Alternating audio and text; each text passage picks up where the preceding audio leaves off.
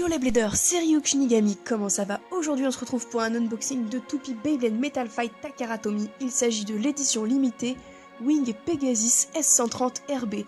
Donc une édition limitée qui a été distribuée uniquement au World Hobby Fair 2012.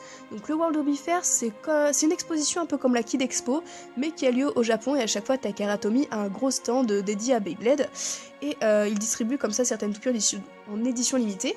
Et du coup par exemple pour Burst il y avait un stadium rouge, des Bay Launchers avec des couleurs spéciales, des toupies en ricolore doré, ce genre de choses. Et là il y avait une Wing Pegasus. Donc à la base c'est une toupie qui est très rare, que je voulais depuis longtemps, et du coup son prix me bloquait, sauf que maintenant les Metal Fight sont un peu moins recherchés, et visiblement le vendeur à qui j'ai acheté cette toupie en avait trop, et il a commencé à baisser les prix pour les vendre plus facilement. Donc voilà, donc on regarde un peu le derrière de la boîte, voilà les stats, on a un boulon, un anneau d'énergie, une roue de fusion Beyblade 4D, et un axe de rotation ainsi qu'une pointe de performance, et je propose qu'on fasse tout de suite l'unboxing.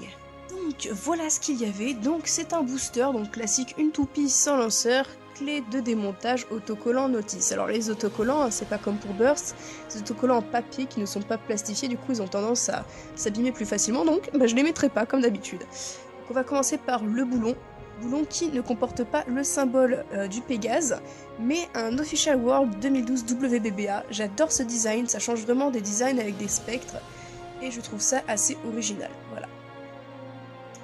Ensuite, on a l'anneau d'énergie Pegasus 2.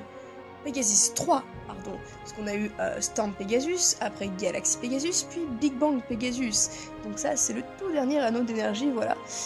Il est magnifique, il est bleu, c'est tout ce que j'ai à dire, et il a un relativement bon aérodynamisme par rapport à certains autres, donc c'est cool, il peut éventuellement être utilisé en combo d'endurance, même si à la base c'est un anneau d'énergie d'attaque. Ensuite, on passe à la partie la plus importante, la roue de fusion. Il ne s'agit rien d'autre que de Wing. Donc Wing, sa particularité, c'est qu'elle est composée de 2 pièces. Et là, vous pouvez le voir sur la partie inférieure, il y a des numéros 0, 1 et 2. À quoi ça sert? Bon, regardez-moi. Enfin, regardez la toupie surtout. Là, vous avez une petite flèche.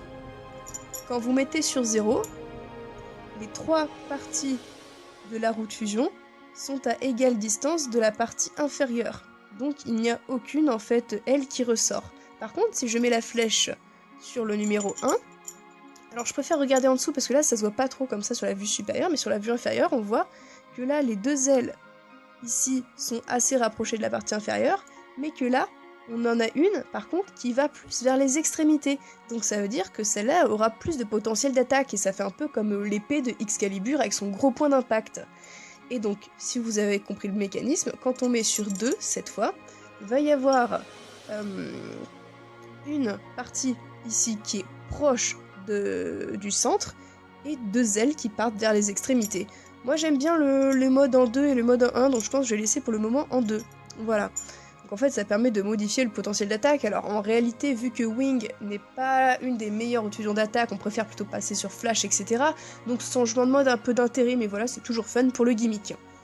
Et donc là, on va passer à l'axe de rotation S130, donc Shield 130. Donc Shield, ça veut dire quoi? Ça veut dire bouclier. Donc ça veut dire que c'est censé venir bloquer les attaques qui vont taper sur l'axe de rotation. Le problème, c'est que les axes de rotation Beyblade vont de 80 à 230, donc de 80 mm, 8 mm, pardon, à 23 mm. Donc cet axe de rotation se situe en fait dans la moyenne basse au niveau des hauteurs, et en réalité il n'y a aucune toupie qui arrive vraiment à frapper la toupie à ce niveau-là. Donc en soi le bouclier dans sa fonction principale est un peu inutile, mais je trouve que ça reste quand même un bon axe. Moi je sais que j'utilise dans pas mal de combos assez bas de défense, ça rajoute du poids et du compact à la toupie.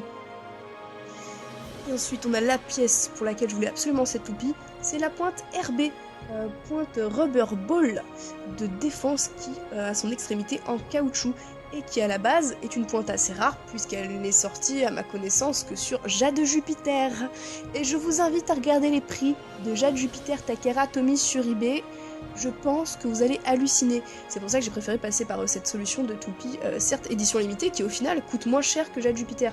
En fait cette pointe est méga intéressante parce que elle adhère bien au stadium, et du coup c'est une bonne pointe de défense justement parce que ça permet à la toupie d'adhérer, de ne pas se faire éjecter trop vite. Donc voilà, j'adore cette pointe, je voulais absolument cette toupie, et quand je me suis rappelé qu'elle avait cette pointe là, et quand j'ai vu son prix, j'ai sauté dessus direct. Donc voilà, c'est un bon plan, je l'ai acheté sur eBay, le vendeur c'est Beyblade Wholesaler, la toupie est à l'heure actuelle à 12 €, donc je vous conseille si vous voulez la procurer, de vite le faire, parce que je pense que ça risque de partir comme assez vite vu le prix. Voilà, et hop, parfait. Du coup, même si c'est une toupie édition limitée que je ne compte pas utiliser, je vous propose qu'on fasse comme un test pour voir comment elle tourne. Allez, c'est parti. On va faire un test de lancer de cette magnifique toupie, et je tiens à préciser que j'ai le OK. 3, 2, 1, hyper vitesse. Donc voilà, un typique d'une toupie munie d'une pointe arrondie en caoutchouc. Elle va avoir un mouvement un peu agressif au début, parce que c'est pas une pointe fine, hein, malgré tout.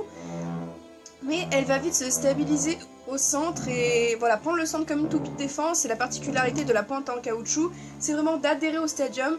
Du coup, quand l'adversaire va lui donner des coups violents, elle aura moins de recul que sur une pointe en plastique classique, ou pire, une pointe en métal.